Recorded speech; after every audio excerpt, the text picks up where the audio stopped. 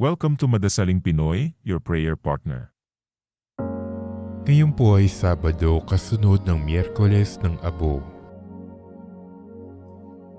Ang mabuting balita ng Panginoon ayon kay San Lucas.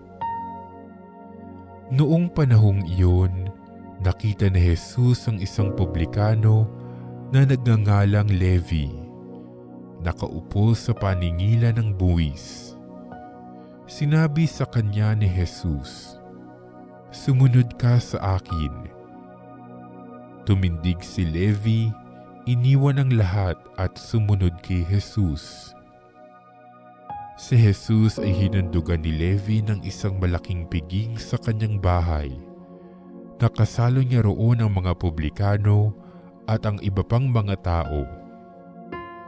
Nagbulong-bulungan ng mga Pariseo at ang kanilang mga kasamang iskriba. Sinabi nila sa mga alagad ni Jesus, "Bakit kayo kumakain at umiinom na kasalo ng mga publikano at ng mga makasalanan?" Sinagot siya ni Jesus, "Hindi nangangailangan ng manggagamot ang walang sakit, kundi ang may sakit. Naparito ako hindi upang tawagin ang mga matuwid, kundi ang mga makasalanan upang magsisi." Ang mabuting balita ng Panginoon.